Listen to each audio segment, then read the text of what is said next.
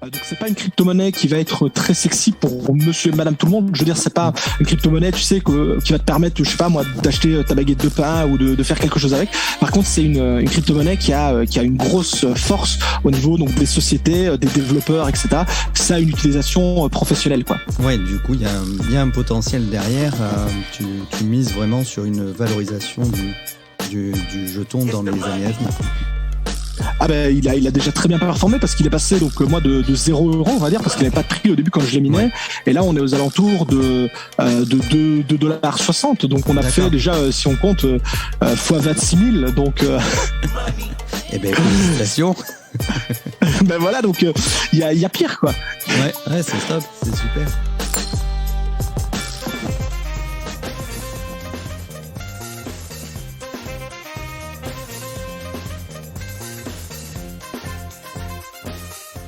Exploratrice, explorateur, bonjour. Je suis Stéphane, crypto-enthousiaste depuis 2016 et véritablement explorateur dans les blockchains depuis 2019. La blockchain est un univers à part entière et vous entendrez même très bientôt parler de métaverses qui seront des univers virtuels basés sur différentes technologies blockchain. De par ce gigantisme, j'ai décidé de partager avec vous chaque parcelle de la blockchain et des crypto-monnaies que je découvre. En écoutant ce podcast, vous faites désormais partie de la famille des explorateurs crypto.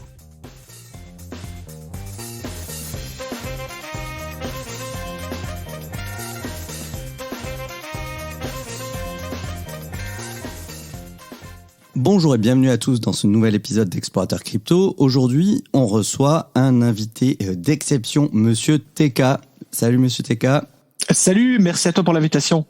Je t'en prie, merci à toi d'avoir accepté de venir.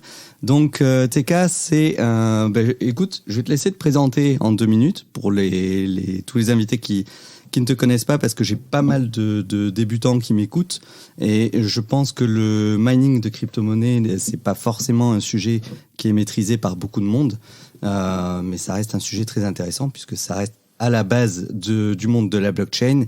Donc on va parler de tout ça et je te laisse te présenter en 2 minutes.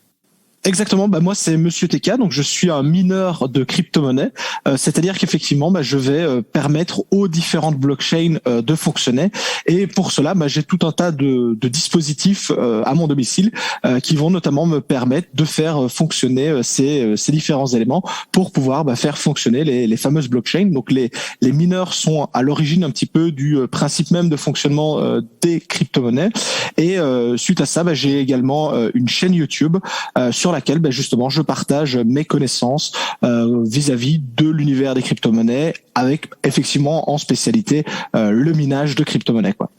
Super, merci, déjà ça laisse un bon éclaircissement sur la pratique du minage. Du coup, on l'entend un petit peu à ton accent, j'allais te demander d'où tu viens. On va dire d'où tu viens, on voit l'origine à peu près géographique. Mais plus généralement, quel a été ton parcours pour en arriver là ?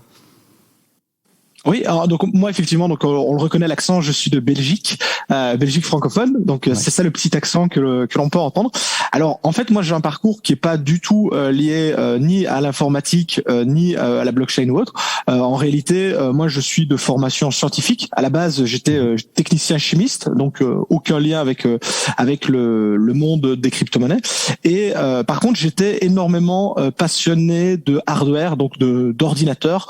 J'aimais justement bidouiller les ordis, les monter moi-même, sélectionner mes composants, etc., parce que je suis également un très très gros gamer, donc je joue énormément et forcément sur ordinateur.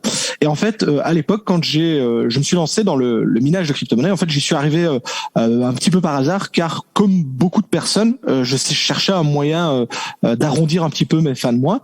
Donc le but, c'était pas d'aller gagner des millions d'euros, le but c'était pas de devenir millionnaire, c'était juste de me permettre de me payer soit un petit restaurant, un cinéma, un jeu vidéo ou autre. Donc le but c'était ça.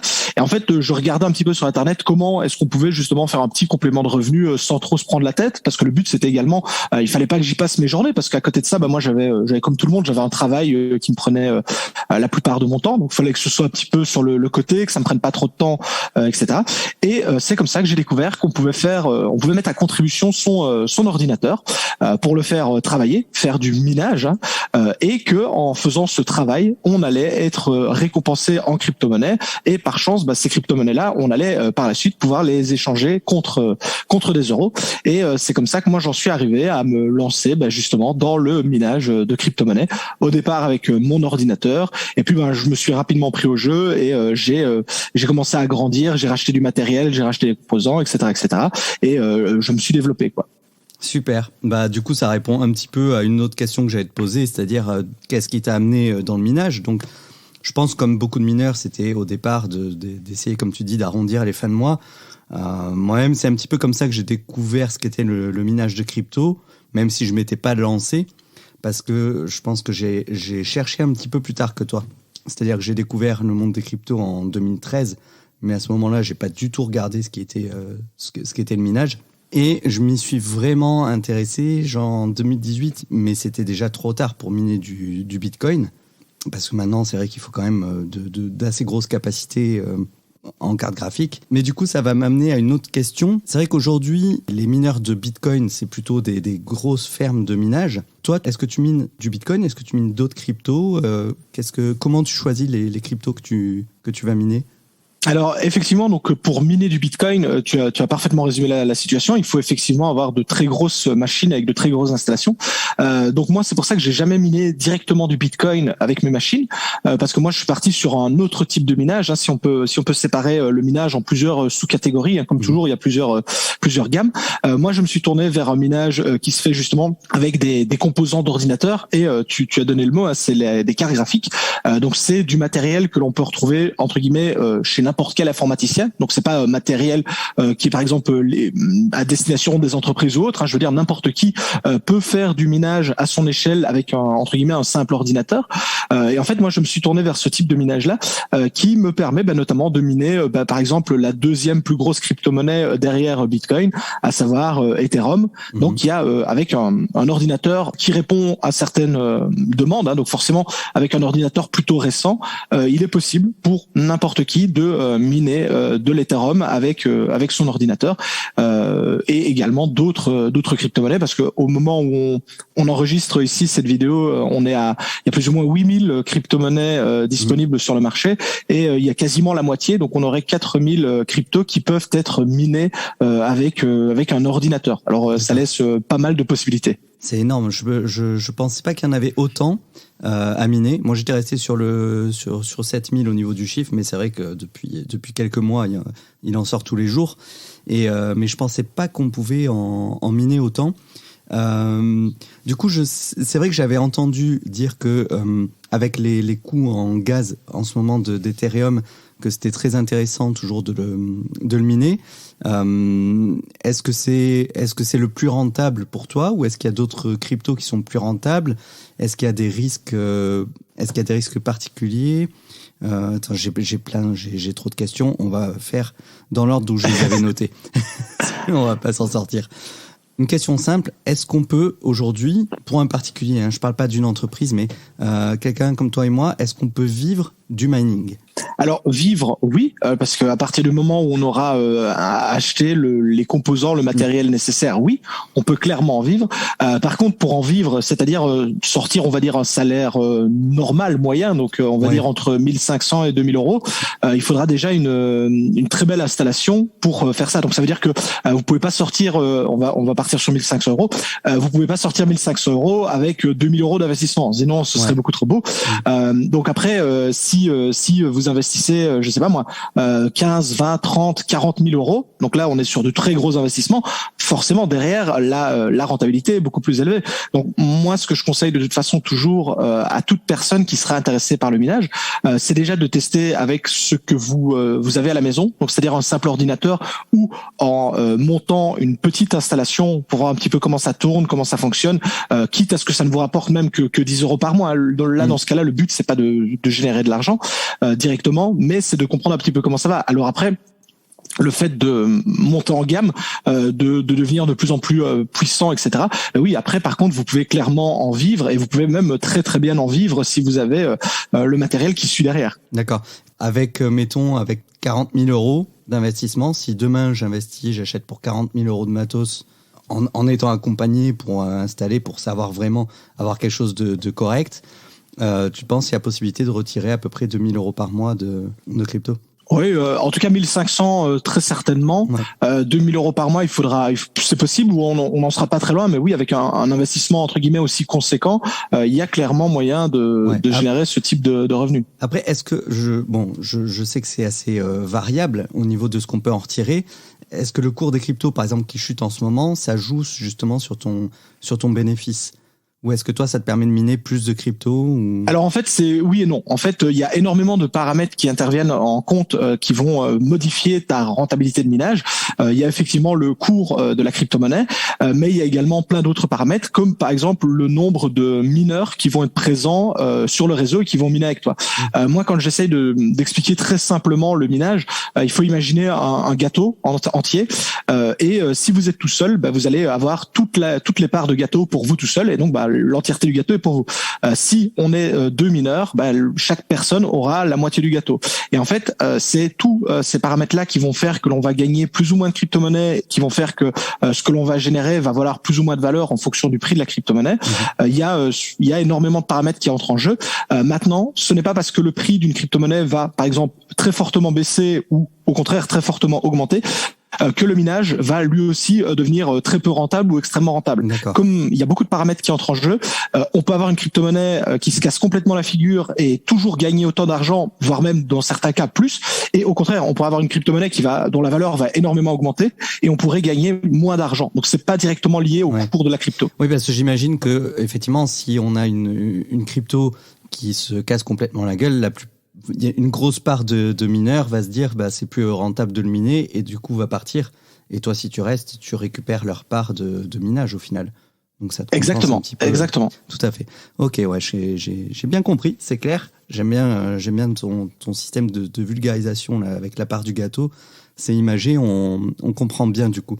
Est-ce que c'est assez flexible, mettons, si tu mines de l'Ether et que ça devient, tu vois que ta part commence à rétrécir un peu trop, est-ce que tu peux switcher sur une autre crypto ou ton matériel doit rester dédié à une crypto-monnaie et du coup tu as plusieurs rigs, donc les rigs pour les débutants, ce sont les... je te laisse donner la définition du rig parce que... Donc un rig en fait c'est tout simplement si on doit caricaturer en fait ça reste un ordinateur, hein, donc on a tous les composants d'un ordinateur classique, ça veut dire une alimentation, de la mémoire RAM, un processeur, donc tout ce qu'on retrouve dans un ordinateur classique. La différence c'est que comme la puissance et donc ce qui fait qu'on va gagner plus ou moins d'argent sur une machine vient des cartes graphiques, en fait un rig c'est tout simplement un ordinateur avec plusieurs cartes graphiques. Et quand on dit plusieurs, c'est pas 2 ou 3 mais ça peut être 8, 10, on peut monter jusqu'à 15 par machine sans trop de problème. Donc il faut vraiment voir ça comme une grosse installation avec beaucoup de cartes graphiques et c'est elles qui vont fournir la puissance et qui vont donc nous permettre de gagner plus ou moins de crypto-monnaies en fonction de la puissance que l'on va allouer, quoi. D'accord, super. Et du coup, est-ce que tu es obligé chaque rig de le dédier à une crypto en particulier ou c'est variable, tu peux sauter d'une crypto à l'autre? Alors avec un rig, c'est là la grosse force des rigs, c'est que justement tu peux très facilement switcher d'une crypto-monnaie à une autre. Passer d'une crypto à une autre, ça prend honnêtement moins de 5 minutes, hein, le temps de changer la configuration de la machine. Par contre, donc là on est effectivement sur le côté minage avec un rig dont on parlait, qui est extrêmement polyvalent. Au contraire de ça, on a en concurrent direct au rig, on a ce qu'on appelle un ASIC. Alors en fait, un ASIC, c'est une machine qui, elle, a été construite dans un seul but, c'est-à-dire de miner une crypto-monnaie bien particulière. Alors un ASIC, ça offre un gros avantage, c'est qu'on va avoir une énorme puissance comparé à un rig. On va avoir une très grosse puissance pour une consommation entre guillemets électrique maintenue. Donc ça va être très intéressant. Par contre, on perd la polyvalence. Donc typiquement, si vous achetez un ASIC pour miner du Bitcoin, vous allez avoir une très grosse force de frappe pour miner du Bitcoin. Ça va très bien aller. Par contre, vous pouvez pas décider du jour au lendemain de miner de l'Ether. Par exemple, ça vous pouvez pas faire. Par contre, avec un rig, vous pouvez miner de l'Ether par exemple, et à un moment donné, imaginons que l'Ether est plus rentable ou tout simplement vous voulez miner une autre crypto-monnaie, vous pouvez en quelques clics passer sur une autre crypto comme je sais pas moi, Firo, Ravencoin ou autre quoi. D'accord. C'est un petit peu ce que j'avais regardé moi au début quand je voulais faire du mining. Bon, j'ai pas des grosses connaissances en informatique, donc je m'étais en fait dirigé vers les ASICs chez Just Mining où c'est du plug and play en fait, et au final j'ai vite balayé l'idée parce que, comme disait Asher, il y a des délais tellement grands qu'en fait, au moment où tout le monde va recevoir son ASIC, il y aura forcément un nombre de mineurs beaucoup plus important et le bénéfice risque d'être bien moindre et du coup, ça risque de pas être rentable, surtout au coût de... Tu parlais du coût de l'électricité, c'est un des facteurs les plus importants pour faire du mining, parce que selon les régions où on est et selon ton statut aussi, t'as pas forcément les mêmes coûts. Moi, j'avais regardé en tant que particulier, on est à peu près à 15 centimes du kilowattheure. Du coup, toi, est-ce que tu as des tarifs particuliers ? Est-ce que tu t'es mis en société pour négocier des tarifs ou ça se passe comment ? Alors moi c'est même pire que ça parce qu'en Belgique le tarif électrique est plus cher, donc nous on est aux alentours de 20-22 centimes. Et moi j'arrive à être rentable, donc c'est quand j'entends en France que l'on dit qu'on ne peut ne pas être rentable à 15 centimes, moi je signe à deux mains pour payer mon tarif électrique à 15 centimes parce que c'est pas le cas. Par contre tu as effectivement raison sur un point, c'est qu'effectivement quand on commande une machine et que celle-ci arrive 6 mois ou un an plus tard, effectivement si on reçoit sa machine en même temps que énormément d'autres personnes, on va effectivement, on se reprend l'exemple du gâteau, on va devoir partager les parts avec plus de monde et on va effectivement moins gagner. Maintenant, l'inconvénient, c'est que si on a ce genre de réflexion, qui est tout à fait valable, attention, c'est pas une critique, on ne se lance jamais non plus, parce qu'on se dit toujours mais je suis arrivé trop tard. Si on prend, moi par exemple, j'ai commencé le mining en 2016. En 2016, on m'avait dit non, t'es arrivé beaucoup trop tard par rapport à ceux qui sont là depuis 2012-2013. Et moi, quand j'ai commencé en 2016, il y a des gens maintenant qui pleureraient pour avoir commencé en 2016 à la place de 2021-2022, tu vois. Donc, à un moment donné, en fait, à un moment donné, il faut se lancer ou pas. Hein. Attention, c'est pas du tout une obligation. Mais effectivement, à un moment donné, si vous ne vous lancez pas, vous ne le saurez jamais. Voilà. Mais effectivement, moi, déjà à l'époque, quand j'ai commencé, il y a plein de gens qui m'ont dit faut pas te lancer, c'est trop tard, le minage c'est mort. Moi, maintenant, ça fait 7 années que je fais du minage et je regrette pas du tout de m'être lancé en 2016.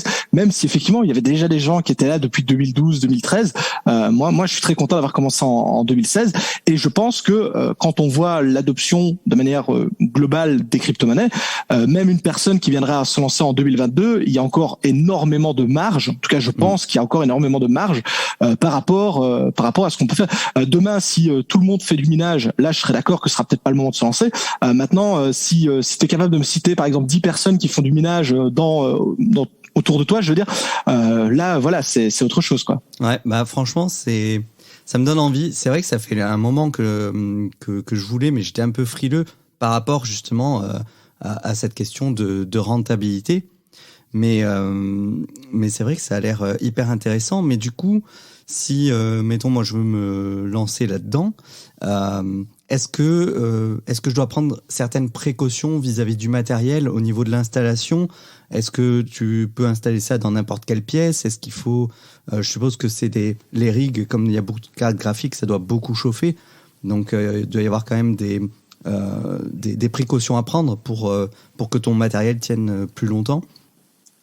Oui, donc première chose, ça va tout simplement dépendre de ton budget, parce que encore une fois, quelqu'un qui va par exemple investir 1 000 euros n'aura pas du tout les mêmes problèmes que quelqu'un qui va investir 40 000 euros. Ce que je veux dire, c'est que si Tu montes par exemple une petite installation avec 2 ou 3 cartes graphiques. Honnêtement, ça va chauffer, mais ça va pas chauffer non plus énormément. Donc ce sera comme un gros ordinateur qui va fonctionner. Ce sera pas problématique. Donc ça, tu sais encore le mettre. Je veux dire, dans une pièce classique, ça peut même être dans ton salon. Je veux dire, t'as pas besoin d'un local dédié ni rien. Par contre, demain, si tu m'annonces que oui, tu poses d'un coup 100 000 euros sur la table et que t'achètes 200 cartes graphiques d'un coup, effectivement, là, on n'est plus du tout sur le même type d'installation, le même type de configuration. Donc là, effectivement, il faudra prendre des mesures comme notamment une gestion de la chaleur, etc., etc.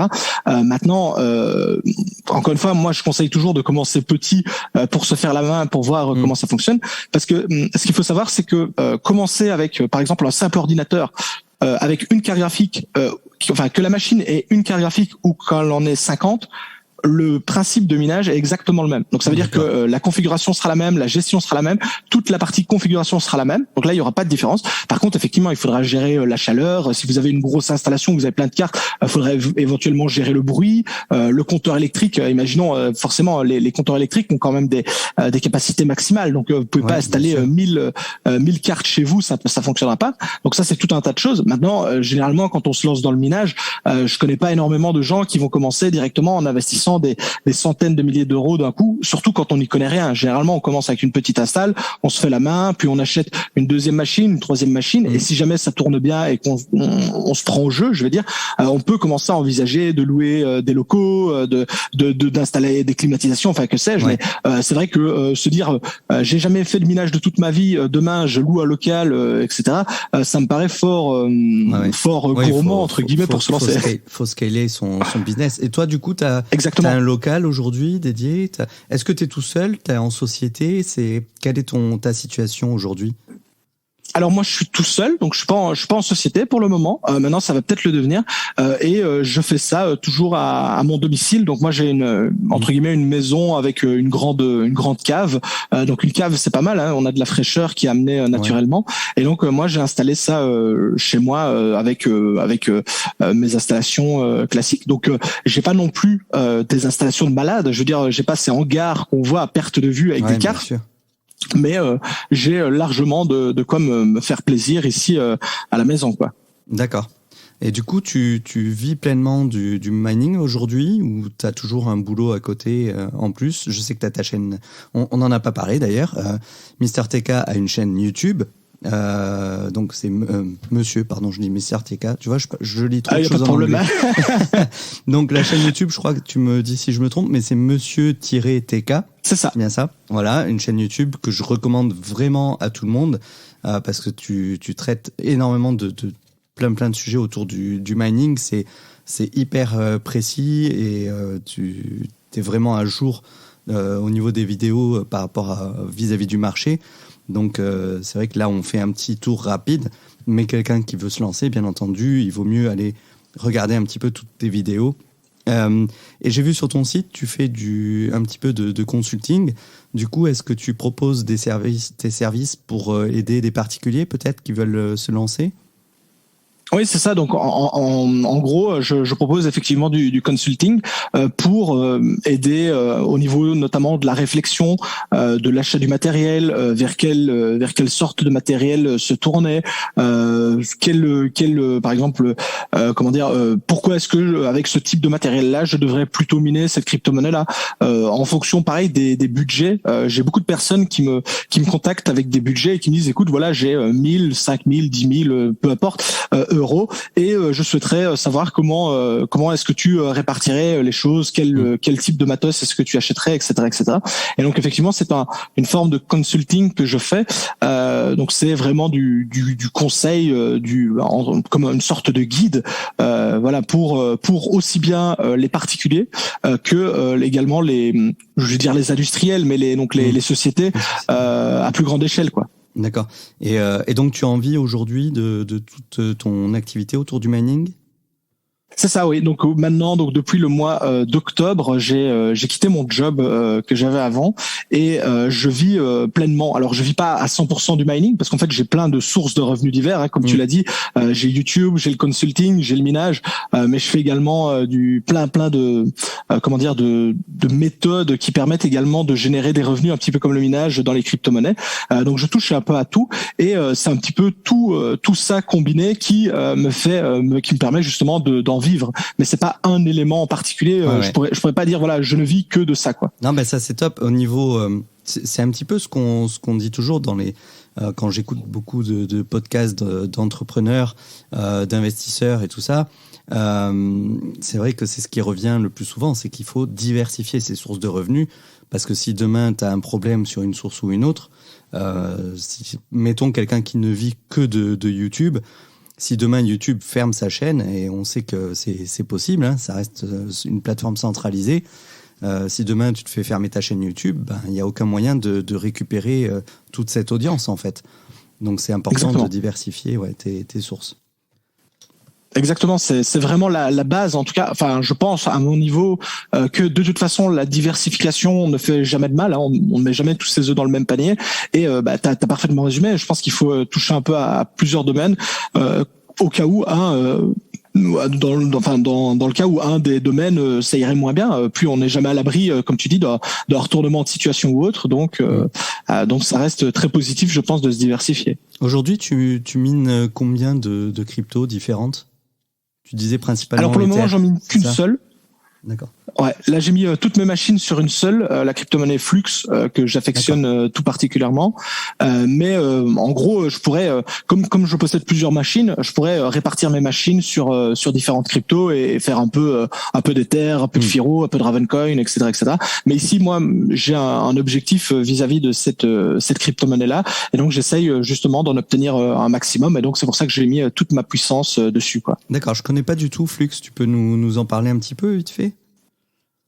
Ouais, donc c'est compliqué. En fait, si tu veux, c'est une crypto-monnaie que je suis depuis qu'elle est née. En fait, donc j'ai fait partie des tout premiers mineurs qui en ont miné. Donc c'est une crypto-monnaie qui est née en 2018, janvier 2018. À l'époque, il y avait la possibilité d'en miner et j'ai commencé à en miner dès cette époque-là. J'en ai miné pas mal pendant énormément de temps, puisqu'il y avait pas beaucoup de concurrence. Donc quand on touchait des récompenses, on touchait beaucoup de coins de la crypto-monnaie. Donc c'était intéressant.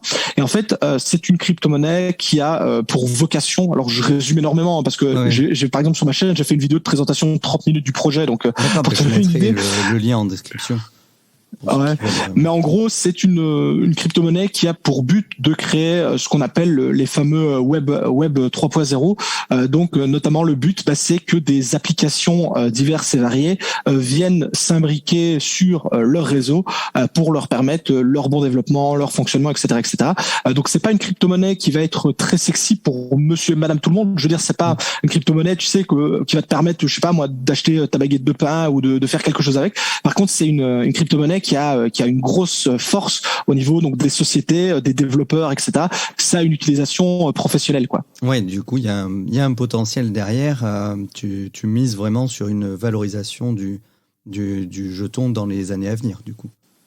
Ah il a déjà très bien performé parce qu'il est passé donc moi de 0 €, on va dire, parce qu'il n'avait pas de prix au début quand je l'ai miné, et là on est aux alentours de $2,60, donc on a fait déjà, si on compte, fois 26 000, donc eh ben félicitations. Voilà, donc il y a pire, quoi. Ouais, c'est top, c'est super. Quelle est ta vision du futur dans le mining, parce que je sais qu'il y a de plus en plus de crypto qui passent sur le proof of stake en ce moment. Donc on n'en a pas parlé, mais ce qui est à la base du minage, donc c'est le proof of work, c'est-à-dire que tu mets ton ordinateur à travailler pour sécuriser le réseau, et en retour tu reçois donc une récompense, à savoir tu reçois des jetons de la crypto que tu sécurises. Et en opposition à ça, il y a le proof of stake qui consomme beaucoup moins d'énergie. Mais du coup, comment le proof of stake peut sécuriser le réseau ? Est-ce que toi, tu peux nous en dire quelque chose ? Donc en gros, donc encore une fois dans le proof of stake, il y a 50 variantes différentes. Celle qui est connue le plus par le grand public, c'est le delegate proof of stake. Donc c'est typiquement Cosmos, Ada Cardano. Je crois que eGold fait ça également. Donc c'est ce qu'on appelle le DPoS, donc delegate proof of stake. C'est-à-dire que vous allez déléguer vos jetons à ce qu'on appelle des nodes.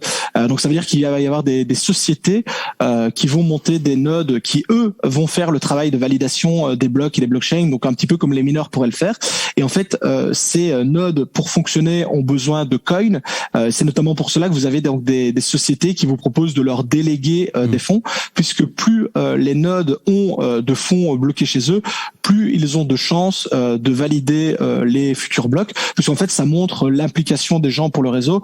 On est bien d'accord qu'une personne qui aurait, par exemple, 1000 jetons d'une crypto-monnaie, elle est probablement beaucoup plus impliquée dans le projet qu'une personne qui n'en aurait que 10, parce qu'elle doit, on se doute que si elle a acheté des jetons, c'est qu'elle croit dans le projet, quoi. Et donc c'est un petit peu comme ça que fonctionne le proof of stake. Okay. Du coup, ces nodes au final font exactement le même travail que font les mineurs dans le proof of work, sauf qu'il y a une mutualisation des personnes, des investisseurs qui mutualisent donc leurs jetons dans un node, ce qui fait qu'au lieu d'avoir mettons 10 000 ordinateurs qui travaillent à sécuriser le réseau, tu as seulement quelques dizaines ou centaines de nodes qui vont aller sécuriser le réseau. C'est ça. Donc en gros, donc ça, la technologie quand même est d'être différente, parce que c'est pas le même principe. Mais sur le fond, l'idée c'est exactement ça. Donc c'est à la place d'avoir peut-être des milliers de mineurs, tu vas avoir 100 nodes qui sont élus par la communauté parce qu'on leur délègue des fonds, et c'est eux qui vont valider les transactions, etc. Ouais, c'est pour ça du coup qu'il y a que c'est beaucoup moins coûteux en énergie. Ça, c'est vrai que c'est quelque chose dont on entend beaucoup parler aujourd'hui dans les médias. C'est un petit peu le FUD qu'on entend autour du Bitcoin, c'est que c'est hyper énergivore. Moi, c'est ce que j'essaie toujours de dire aux gens, c'est que aujourd'hui c'est le cas, mais on va quand même vers des solutions en Layer 2, notamment sur Ethereum, où ce coût en énergie sera beaucoup, beaucoup moindre. Donc, faut pas s'imaginer que dans les 10-20 prochaines années, on sera toujours sur du proof of work. Alors en fait, donc ce que tu viens de dire là, c'est vrai que dans l'ensemble, en tout cas au niveau des médias, effectivement, il y a ce côté le Bitcoin, la crypto-monnaie, ça pollue, ça consomme de l'électricité, etc. Et ça, c'est vrai que c'est le côté très simpliste que les médias renvoient. Par contre, il faut savoir que le minage, en dehors de ça, a aussi énormément d'avantages. Le premier, c'est la sécurisation de son réseau, c'est-à-dire que jusqu'à présent, si on prend Bitcoin, parce que c'est souvent de lui qu'on parle quand on parle de minage, le réseau Bitcoin, donc qui existe depuis 2009, à ce jour n'a jamais été hacké, n'a jamais subi le moindre problème de fonctionnement. Donc il n'y a jamais eu un jour où il est tombé en panne, jamais un jour où il y a eu un souci ou autre. Alors il y a effectivement des plateformes qui ont été hackées, il y a des gens qui se sont fait voler des fonds, mais c'est pas Bitcoin directement qui a été hacké, c'est l'intermédiaire, je veux dire, qui a subi ça. Et effectivement, en tout cas jusqu'à preuve du contraire, pour le moment, on n'a pas trouvé meilleure façon de sécuriser une blockchain avec énormément de transactions que le proof of work. Alors effectivement, on parle de plus en plus de proof of stake. Moi, je crache pas dessus non plus parce que j'en fais également, donc je vais pas dire que c'est moins bon ou que c'est moins bien, mais jusqu'à preuve du contraire, il n'y a aucune blockchain qui a le nombre de transactions que peut avoir Bitcoin ou même Ethereum qui fonctionne en staking. Et la question est, le staking, c'est vrai que ça fonctionne très bien à petite échelle. On l'a vu, ça fonctionne bien, les blocs sont validés, il n'y a pas de problème. Maintenant, quand on aura une charge du réseau similaire à celle de Bitcoin ou Ethereum qui fonctionne pour le moment en staking, enfin en proof of work maintenant, on verra si le staking est toujours aussi bien. C'est d'ailleurs pour ça que sans arrêt, on reporte le passage de l'Ether en staking, parce que moi, déjà en 2016, on me disait que 2017, on aurait l'Ether en staking. On est en 2022, on n'y est toujours pas. On parle de 2023, peut-être même 2024. Donc, jusqu'à preuve du contraire, on le repousse pas pour le plaisir. S'il pouvait le passer, il le ferait. Mais ce qui change énormément, c'est que jusqu'à l'heure, il n'y a pas de système entre guillemets vraiment plus économe en énergie qui a fait cette preuve. Et également quelque chose qui est aussi un petit peu, je vais pas dire faux, mais qui est moins renvoyé, c'est que tu as tout à fait raison. Il y a de plus en plus de crypto-monnaies qui se lancent en proof of stake également pour se débarrasser de cette image minage polluante. Mais on a également, et ça c'est beaucoup moins connu, on a pas mal de crypto-monnaies qui font le chemin inverse, qui étaient en proof of stake, qui arrivent à des échelles beaucoup plus importantes au niveau utilisateur, nombre de users. Et en fait, en staking, ça ne fonctionne plus parce que quand tu as 50 utilisateurs avec 10 nœuds, il y a pas de problème. Demain, tu en as 500 000 toujours avec 10 nœuds, ça devient le bordel. Et donc, on a des crypto-monnaies qui font marche arrière et qui partent de proof of stake vers proof of work, donc du minage traditionnel, tout simplement pour avoir la scalabilité suffisante. Et donc, ça, c'est quelque chose qui est moins mis en avant. Mais donc, oui, moi, je pense que tant qu'on n'aura pas réussi à mettre au point un système, que ce soit le staking ou une autre méthode, un peu importe, tant qu'on n'aura pas mis au point un système qui permettra de faire fonctionner les blockchains avec une très grosse charge utilisateur, un très grand nombre de transactions par seconde, de manière verte entre guillemets, oui, ça reste le minage classique, le proof of work, reste jusqu'à preuve du contraire la technique numéro 1 pour le fonctionnement de ces blockchains. Ouais. Et j'en profite un petit peu pour rappeler aux gens que malgré ce qu'on entend dans les médias, il faut comparer quand même le coût en énergie des blockchains par rapport au coût, par exemple, du système financier traditionnel, qui a un coût énergétique qui est vraiment beaucoup plus important que toutes les blockchains réunies. Et par ailleurs, j'ai découvert que les plateformes pétrolières font beaucoup de dégazage, parce que quand on retire du pétrole, il y a aussi, on prend du gaz, et quand on ne veut pas transporter ce gaz jusque sur le continent parce que ça coûte trop cher, qu'est-ce qu'on fait ? On le brûle, ce gaz. Et du coup, et ça c'est hyper mauvais pour l'écologie parce que en plus de balancer du CO2, on balance des NOx et d'autres choses qui sont très très mauvais pour la couche d'ozone. Du coup, ce que j'ai vu, c'est qu'il y a des sociétés qui ont implanté des rigs de Bitcoin directement à la source sur la plateforme pétrolière pour pouvoir utiliser le gaz pour aller miner du Bitcoin. Parce que comme ça, le gaz est juste utilisé de façon normale, brûlé, mais en fait de sorte qu'il n'y ait que le dégagement de CO2 et pas les autres gaz qui sont beaucoup plus nocifs. Et de fait, en fait, il y a des solutions comme ça pour récupérer l'énergie, parce qu'on a, je crois que c'est quelque chose comme 20 ou 30% de l'énergie produite dans le monde qui est gaspillée chaque année, parce qu'on n'a pas de bonne solution de stockage. Et du coup, il y a beaucoup de sociétés qui vont implanter des rigs, que ce soit Bitcoin ou autre, pour récupérer cette énergie qui, de toute façon, serait perdue.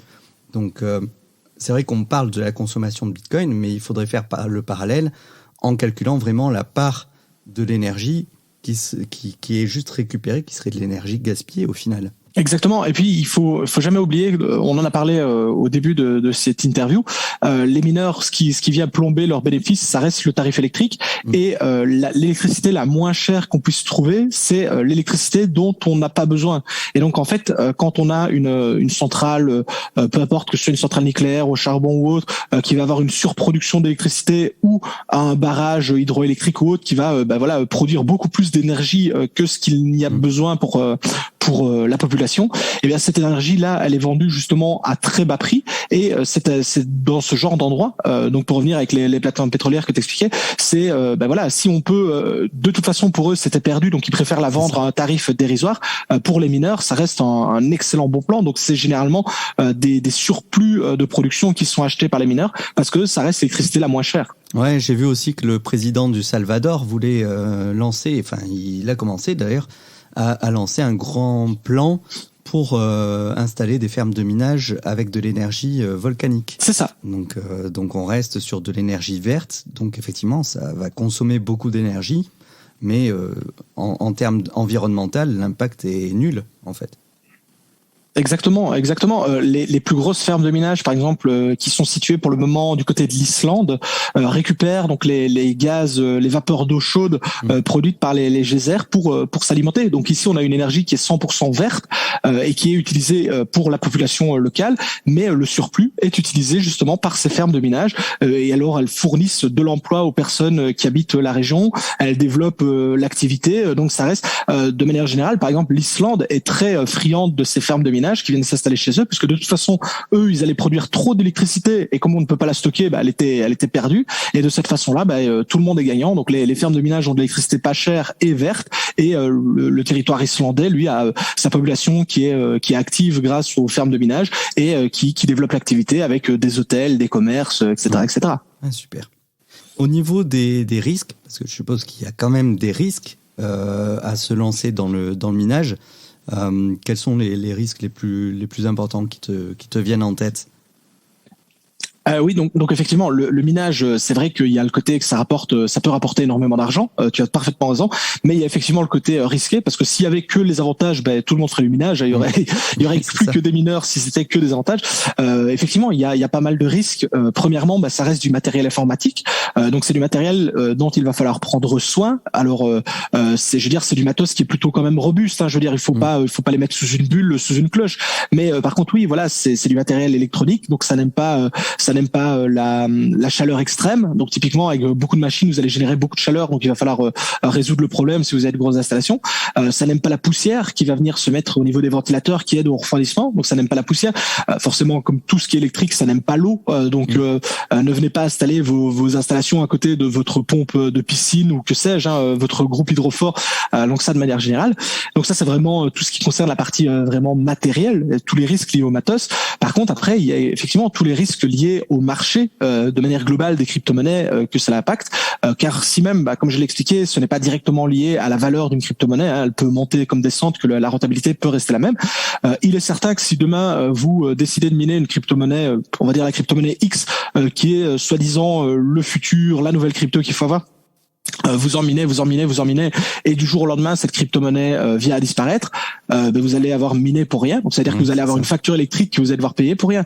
Donc ça fait partie des risques. Le risque également, c'est si le marché s'effondre totalement, tout devient très négatif. Vous allez peut-être miner beaucoup de crypto-monnaies, mais encore une fois, si vous minez beaucoup de crypto-monnaies, mais que cette crypto-monnaie-là, elle ne vaut rien, vous pouvez avoir des millions et des millions de coins, mais si le coin vaut 0,00001 centime, ça vous fera une belle jambe d'en avoir des millions si la crypto-monnaie ne se relève jamais. Donc c'est ça l'inconvénient. Par contre, je dirais quand même un des avantages justement liés au minage, c'est-à-dire que comme vous avez la polyvalence, rien ne vous empêche de switcher sur une autre crypto-monnaie, de passer à autre chose. Donc si même, imaginons pendant une semaine, vous minez une crypto et que, je sais pas, pour une raison X, elle vient à disparaître, c'est vrai que c'est ralent. Maintenant, ça va pas non plus vous changer votre vie. Vous passez sur une autre crypto-monnaie et c'est reparti. Dans le pire des cas aussi, moi je prends toujours cet exemple-là. Dans le pire des cas, imaginons vous lancez dans le minage, ça se passe très mal, ça vous intéresse plus du tout, vous vous êtes dit c'était pas fait pour moi, c'est trop compliqué, j'ai pas envie de me prendre la tête avec ça. C'est du matériel informatique classique, en tout cas dans le rig de minage. Donc ça se revend très bien. Vous trouverez aussi bien d'autres mineurs que également des gamers, des personnes qui veulent construire un ordinateur simplement. Donc c'est un avantage qui est lié au minage, c'est justement d'avoir dans le pire des cas toujours le matos sous la main et que vous pouvez revendre pour pièce, quoi. Tout à fait. Et d'ailleurs, au sujet du matériel, j'en étais resté, moi, qu'il y avait de grosses pénuries au niveau des cartes graphiques. Est-ce que c'est toujours le cas ou ça s'est un petit peu résolu ? Alors ça s'est un peu amélioré. Donc il y a toujours des pénuries, mais qui sont quand même nettement moins graves que ce qu'on avait début 2021. Par contre, comme il y a quand même des cartes graphiques disponibles, mais qu'elles sont en petite quantité, eh bien malheureusement, ça reste le jeu de l'offre et la demande. Et donc effectivement, le prix des cartes a pas mal augmenté. Donc elles sont disponibles, mais à l'heure actuelle, en tout cas, il faut mettre le prix pour les acheter. Et donc c'est là où on a entre guillemets la complexité au niveau du minage. Donc ça veut dire que rentable, vous allez être rentable. Ça veut dire que même si vous achetez votre carte 10 000 euros, c'est une caricature, mais imaginons, vous serez rentable. Donc elle va vous générer de l'argent, elle va en rapporter plus que ce qu'elle nous consomme d'électricité. Donc rentable, vous allez l'être. Par contre, c'est votre retour sur investissement qui lui va être plombé, parce qu'effectivement, si la carte a pris 3 fois de valeur, mais qu'elle vous rapporte toujours la même quantité d'euros par jour, votre retour sur investissement, il est 3 fois plus long.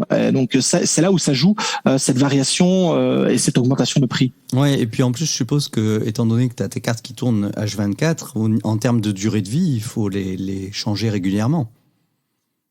Alors moi, écoute, j'ai du matos qui maintenant a 7 années et qui tourne toujours comme une fleur. Donc moi, j'ai du matos qui a 7 ans. Et alors, quand je dis ça, je touche toujours du bois parce que j'ai toujours peur que ça ne lâche quand je le dis. Mais j'ai des cartes. J'ai des cartes qui sont là depuis 2016, 24 heures sur 24, 7 jours sur 7 depuis 2016 et elles sont toujours là. J'ai déjà eu du matériel qui a cassé, beaucoup des alimentations, des petites pièces à 4-5 euros annexes, mais grosse carte graphique. Encore une fois, je touche du bois, j'ai jamais eu de casse sur ce matos-là et maintenant j'en prends excessivement soin aussi, tu vois, parce que comme ça gagne pas, je les laisse pas tourner bêtement, prendre la poussière de ça, je les entretiens, quoi.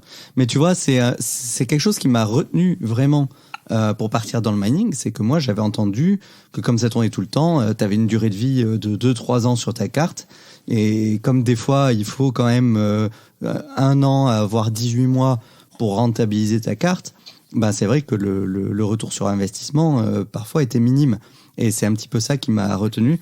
Mais c'est pour ça que c'est intéressant d'en discuter avec toi, parce que on a vraiment le retour de quelqu'un qui fait ça depuis 7 ans maintenant, tu nous disais. Donc ouais. C'est hyper intéressant au final, et puis ça change de ces fausses croyances qu'on peut avoir. Et est-ce que tu pourrais nous donner 3 conseils pour les explorateurs crypto qui nous écoutent, que ce soit au sujet du mining ou plus globalement au sujet du marché de la blockchain? Oui, bien entendu. Moi, la première chose que je conseille, et là c'est même pas en lien avec le minage, c'est de manière générale vis-à-vis de l'univers des crypto-monnaies, c'est de prendre le temps de comprendre les choses et comment elles fonctionnent. Ça veut dire que du jour au lendemain, vous pouvez pas devenir trader, vous pouvez pas devenir mineur, que sais-je, vous pouvez pas faire n'importe quoi. Donc vraiment apprendre. Moi, ça fait, comme je dis, ça fait 7 ans que je suis dans le milieu et j'apprends encore des choses et c'est un plaisir d'apprendre. Donc par exemple, se former, enfin apprendre pendant une semaine et dire je connais tout et je suis un expert, peu importe, que ce soit le minage, le trading ou autre, c'est déjà une fausse impression. Donc moi je dirais vraiment en numéro 1, c'est apprendre, se former, ne pas hésiter à lire. Il y a tous les jours, il y a des articles super, et en plus la plupart du temps c'est gratuit, hein, donc il y a même, vous avez même pas besoin de payer. Je veux dire, la plupart des infos sont gratuitement disponibles. Il suffit de prendre justement le temps de lire, de se former, d'apprendre comment fonctionnent les choses. Donc pour moi ça c'est vraiment le conseil numéro 1 de n'importe qui souhaiterait se lancer dans l'univers des crypto-monnaies. Si je devais donner un deuxième conseil, là ce serait ce que j'ai dit vis-à-vis du minage, c'est-à-dire que si même vous avez la capacité financière d'acheter directement une très grosse installation, moi je vous conseille toujours de commencer avec une petite install, peut-être 2, 3, 4 cartes au début pour voir comment ça fonctionne, même pendant une semaine, juste une semaine. Et après, si vous voulez aller déposer 50 000 euros de matos, vous pouvez le faire sans problème. Mais vraiment apprendre comment ça fonctionne. Enfin, en tout cas, débuter avec une petite install et justement avoir tous les problèmes sur une petite install. Quand vous aurez une grosse installation, vous aurez les mêmes problèmes mais à plus grande échelle. Et ce sera vraiment une bonne façon de procéder. En tout cas, des personnes que je connais qui ont des grosses installs, ils ont tous commencé avec des petites configurations qu'ils ont scalées au fil du temps. Ça peut même aller très vite. Et en troisième conseil, qu'est-ce que je pourrais dire? Je pourrais en dire tellement, mais je dirais, attends, je réfléchis à un truc que je pourrais dire qui serait de manière globale. Donc j'ai dit de se former.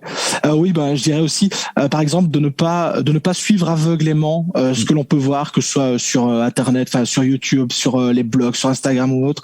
Je dirais que la fameuse phrase faites vos propres recherches n'a jamais été aussi vraie. Donc ça veut dire que si quelqu'un vous dit cette crypto-monnaie-là va faire x10, x100, ce coin-là c'est l'avenir, ça va remplacer, c'est le futur Ether, peu importe, n'importe quoi. Prenez toujours le temps de faire vos propres recherches, renseignez-vous avant d'investir le moindre centime. Et puis par contre, si ça vous botte bien ou autre, n'hésitez pas à investir, mais renseignez-vous avant d'investir pour ne pas risquer d'investir dans n'importe quoi et des fois malheureusement de perdre bêtement de l'argent. Ok, super. C'est des super conseils. Je suis en train de regarder un petit peu sur Twitter. On m'avait laissé quelques questions pour toi, mais au final, on a répondu un petit peu tout. Est-ce que c'est encore rentable en France? Oui, t'en as discuté. On a même un tarif qui est plus avantageux qu'en Belgique. Le coût mini d'une install pour être rentable, ça va dépendre plus de ce que tu vas miner, mais globalement, il y a possibilité d'être rentable même avec une petite installation. C'est juste que ça peut être une rentabilité de quelques euros par mois. Ça va dépendre de l'argent qu'on met au départ, c'est ça? C'est ça. Est-ce que plus on y met le prix, plus c'est rentable? C'est-à-dire qu'est-ce qu'il y a un effet de scalabilité? Alors, de manière générale, il y a quand même moyen de faire des économies d'échelle. Donc, c'est vrai qu'à partir du moment où, par exemple, vous allez acheter une carte mère qui peut accueillir, par exemple, 10 cartes graphiques, effectivement, le prix de la carte mère, il reste le même que vous y branchiez 2 cartes ou 10. Donc, c'est vrai qu'en branchant les 10 cartes, vous allez faire des économies d'échelle. Maintenant, il n'y a pas vraiment une exponentielle qui va se créer. Donc, ce n'est pas quelqu'un qui va brancher pour 1 million d'euros de matos ne va pas forcément avoir... Enfin, il aura une plus grosse puissance de minage, mais il aura investi beaucoup plus, mais ça changera pas, quoi. Bon, le proof of stake, une menace pour le minage, on en a discuté un petit peu. Non, globalement, tu disais que ça va dépendre de la quantité d'utilisateurs qu'il y a sur la blockchain, mais qu'on revient même un petit peu vers le proof of work.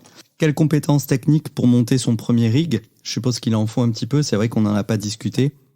Ah bah, étonnamment non. Écoute, c'est vrai que ça fait peur aux gens. C'est vrai que quand on dit qu'on va bidouiller un ordinateur, les gens ont directement peur et pensent que c'est limité aux geeks et autres. Moi, dans les personnes qui me suivent, j'ai énormément de personnes qui n'avaient jamais mis les mains dans un ordinateur. J'ai des personnes qui viennent du bâtiment, des menuisiers, par exemple des carreleurs, donc des personnes qui sont pas du tout de l'univers entre guillemets, on va dire de la tech, des personnes qui ont jamais ouvert un ordinateur de leur vie. Tu sais, ils achètent un ordinateur en magasin et ça s'arrête là. Et pourtant, j'ai ce genre de personnes-là qui me disent qu'ils y sont arrivés. Comme toujours, en fait, avec un bon tuto, on sait tout faire. Et en plus, ce qui est bien avec les composants informatiques, c'est que ça s'emboîte vraiment comme des Lego. Donc toute pièce possède des détrompeurs. Donc hormis en forçant comme un bourrin, il n'y a pas moyen de se tromper. Toutes les pièces ont des emplacements bien définis que l'on reconnaît facilement. Donc voilà, si vous êtes informaticien, vous allez avoir des avantages pour monter une machine, c'est certain. Maintenant, voilà, moi je connais des jardiniers qui ont leur rig de minage dans leur abri de jardin et ça fonctionne très bien et ils avaient jamais ouvert un ordi de leur vie, donc c'est vraiment accessible à tout le monde, mais effectivement il y a des petites facilités pour les personnes qui sont du milieu, ça c'est certain. Ok, je vais te poser une question qui m'est plus personnelle, mais je pense qu'il y a normalement statistiquement ça devrait intéresser une dizaine de % des gens. C'est est-ce qu'on peut miner avec du matériel Apple? Moi j'ai un iMac par exemple, donc on peut pas rajouter de carte graphique, mais est-ce que je peux commencer à miner quelque chose, ne serait-ce que pour tester, pour m'amuser? Alors non, malheureusement, le matos Apple est pas du tout adapté pour le minage. Les composants qui sont dedans sont pas du tout faits pour faire du minage. Donc tout ce qui est sous Mac, malheureusement, ne peut pas miner. Ou alors les rares fois où c'est possible de miner, le rendement est tellement faible que, hormis pour dire j'ai mis avec mon Mac, ça n'a pas d'intérêt, quoi. Donc du coup, il vaut mieux acheter même je suppose qu'au niveau PC, on a besoin vraiment d'une config minimale. Il vaut mieux acheter un ordinateur pas trop cher et mettre l'argent plus sur les cartes graphiques, du coup. Bien sûr. Au final, la partie ordinateur, on peut se contenter du strict minimum. Par exemple, une configuration à 300 € fera largement le taf. Et le reste de l'argent, on le met dans les cartes graphiques, bien entendu. D'accord. T'aurais, alors, faites vos propres recherches. Ici, on ne fait aucun conseil en investissement. On parle plus à titre informatif et éducatif. Mais donc, on me demande sur Twitter quel token miner. Toi, est-ce que tu aurais 2-3 tokens? Tu me parlais du Flux, c'est ça? Oui, en fait, le problème, c'est que ça va dépendre de vos cartes graphiques, parce que voilà, en fonction des cartes, on a des crypto-monnaies qui peuvent être plus rentables. Donc, une configuration, ça pourrait par exemple être de l'Ether, une autre, ça pourrait être du Flux, une autre, ça pourrait être du Ravencoin. Il existe justement des comparateurs en ligne qui permettent justement de renseigner les cartes graphiques que vous avez, que vous utilisez, et le comparateur va vous donner à l'instant T la crypto-monnaie la plus rentable à miner pour le moment. Ça, voilà, ça permet de se faire une idée. Mais voilà, conseiller une crypto-monnaie, c'est impossible, parce qu'il y a tellement de configurations possibles différentes que chaque personne, entre guillemets, aura une crypto-monnaie qui lui sera, entre guillemets, propre, si je puis dire. D'accord. Je suppose de toute façon qu'on peut retrouver des réponses à toutes ces questions-là sur ta chaîne YouTube, Monsieur TK.